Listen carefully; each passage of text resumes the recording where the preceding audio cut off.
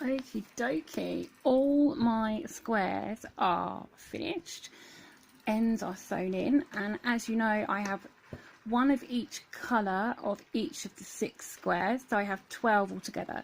So obviously this is not long enough for a not enough for a blanket. It would actually make a really nice scarf. It'd be a lovely man's colour scarf here, with these grey and denim blue. But anyway, the idea is not to make the whole blanket up to show you. I don't have enough time for that. But I think I said that Chris's blanket contains 48 squares, so 8 of each pattern. And what she's done, if you have a look at the pattern file in the group for this toddler blanket, there are 2 picture layouts. One is multicolour and one is 2 colours, and it kind of shows you how she lays them out. And what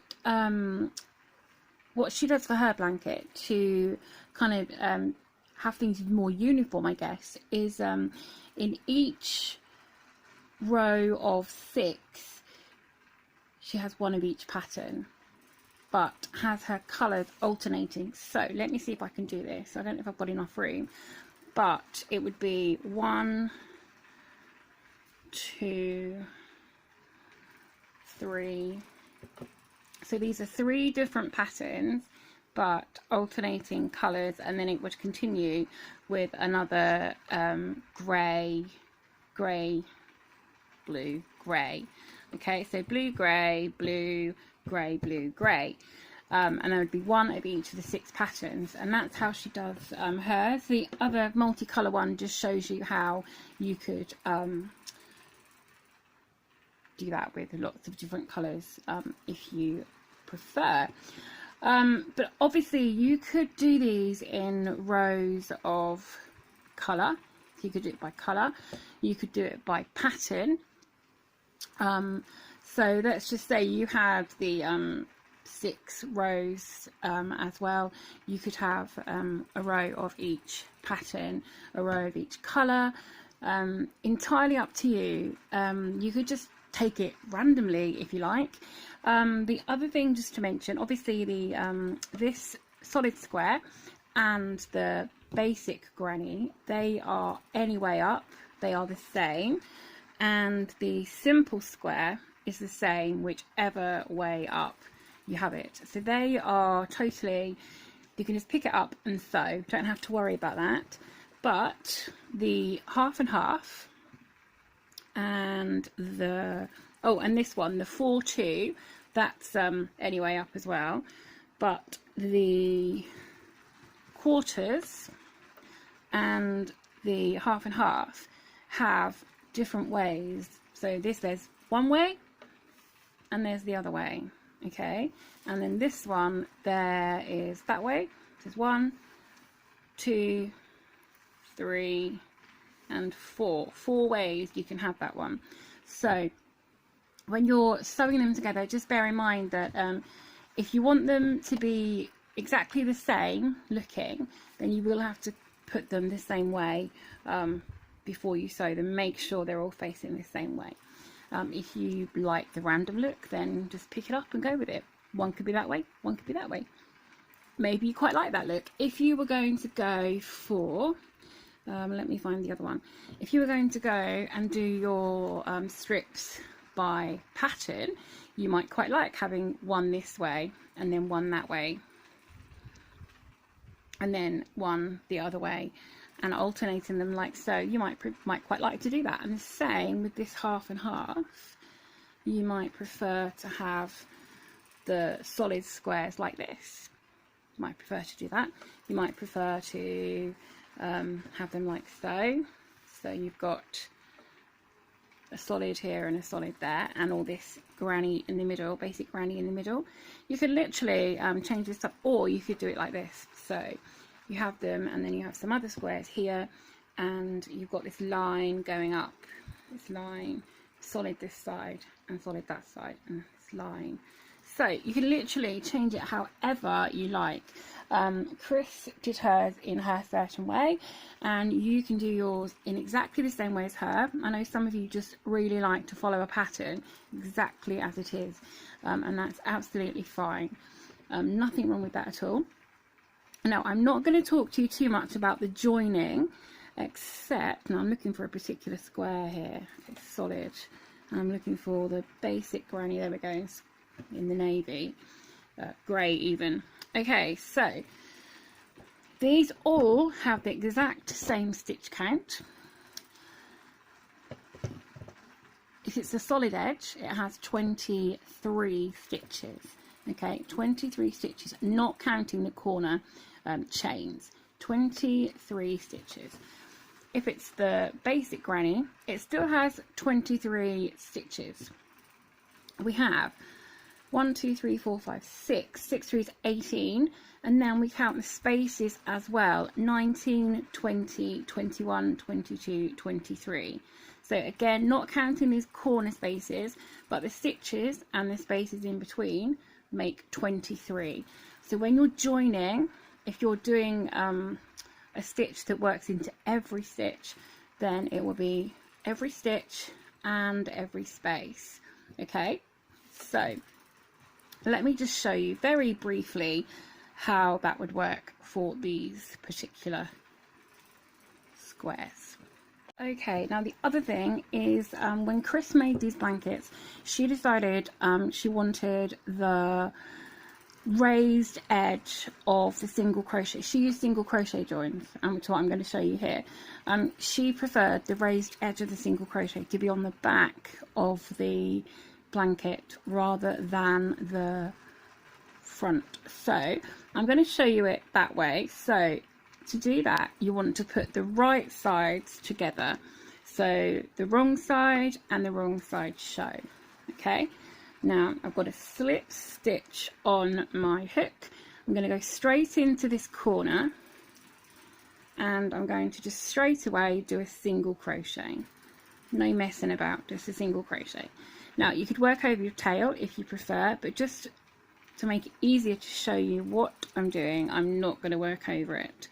Okay, so then we're working into the back of our stitches. Okay, and we're going to do a single crochet into every one. So we're going to go into the stitch, and then we're going to go into the stitch on the other side, and then we're going to do a single crochet. Okay, and then again the next stitch and the corresponding stitch on the other side, like so. Now there is a more comprehensive video showing you the single crochet join, and I will put a link for that below to the playlist, because on the playlist we do show you several different joins, and you don't have to do a single crochet join. This is just the join that Chris decided to do, so we are showing you how she made her blanket. Okay, so go into the next stitch, and then this time we're going to go into that space of the basic granny. Okay, and this is why Chris worked her squares to have all the same amount of rows and same stitch count, which is why the simple square was modified to give it a solid edge and the same stitch count. So just remember, when you're working into the square on the back, you are working into every stitch, so 3 stitches along, and then once you've done 3 stitches, you'll go into the space. Okay, and you just continue this along. So I'm going to do the rest of this off camera, and I'm going to do 1 stitch in the corner on this side as well. Okay, I finished that join along there. So if I show you it from this way, you can see that if I open it out, it is a raised edge. So if I open it out this way, and hopefully pick this up, that it has a raised edge. Okay, so if you've never done a single crochet joint, this is how it comes out, as a raised edge. But then the other side, so this is what we've used as the back, or how Chris has done the back of hers. And if I turn it over, this is the front, this is the front of the squares, and you just get these little tiny stitches of join. And if you did if this was all one colour and the joining was all in the same colour, you would hardly see it at all.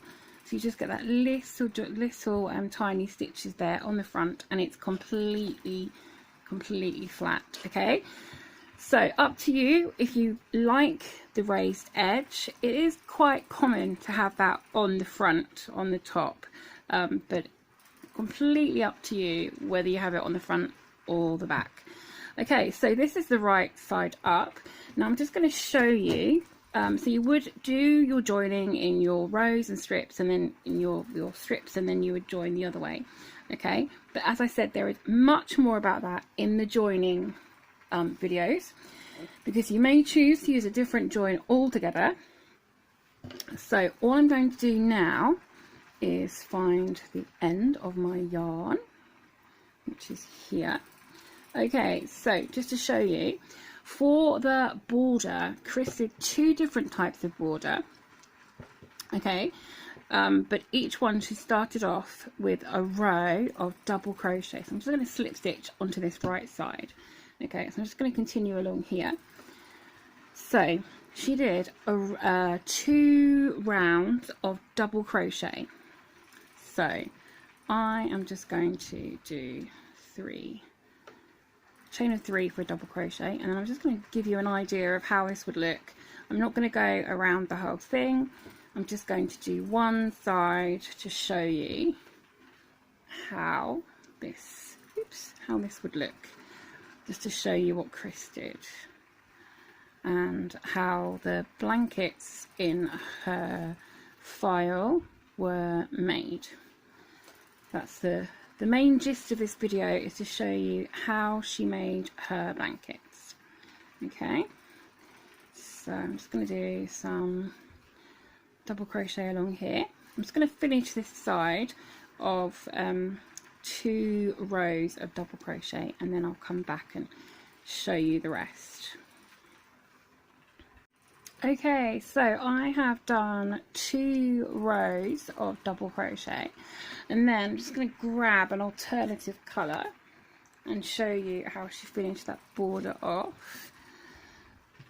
So I'm just going to leave a loop there, because I'm going to undo all this later and finish all this up in a much better way. So let me take this blue.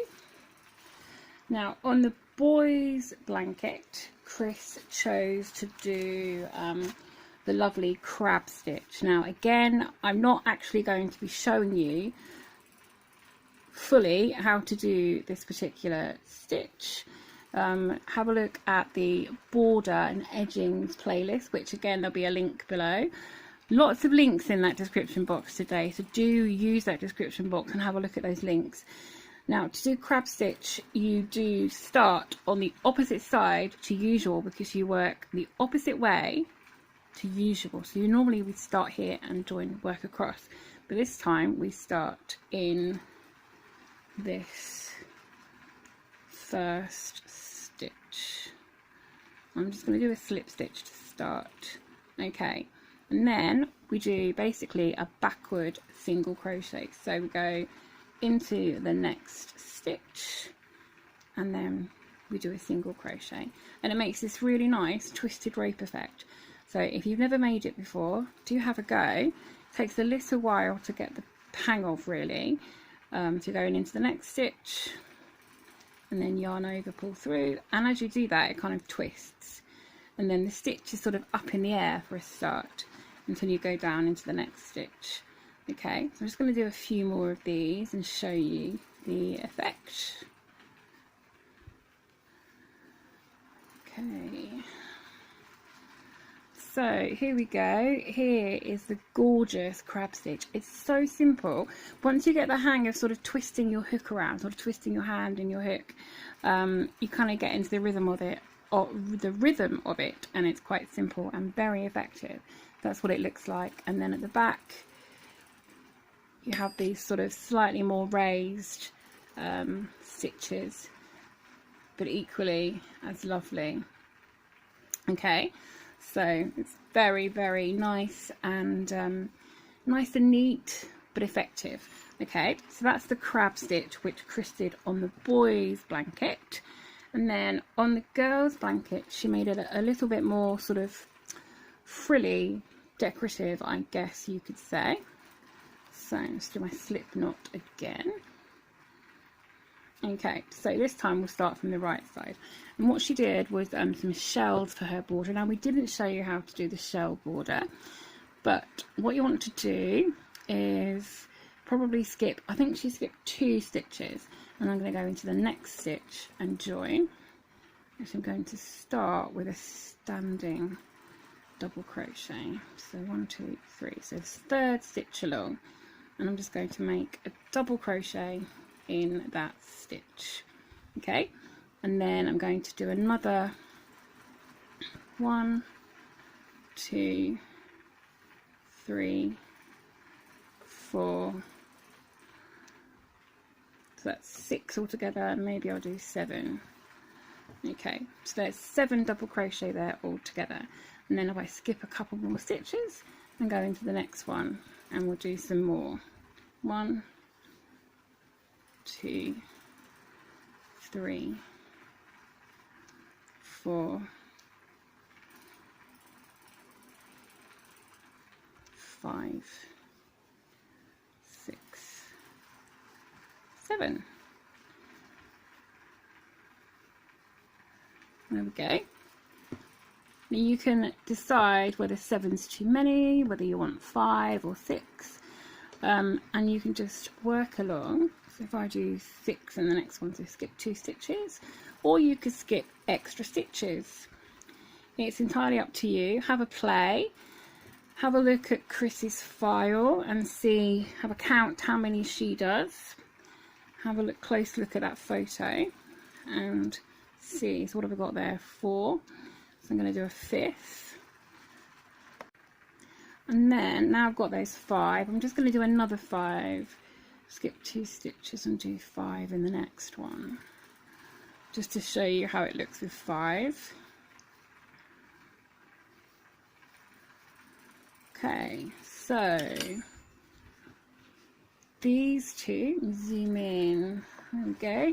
So these two are 7 and these two are 5. Okay, so entirely up to you how many you choose to do, how many stitches. The more stitches you do, the more curved they become. So you might just want to give an extra stitch space in between, skip 3 stitches, and then just give those a bit of extra breathing space. But you do get more of a scallop.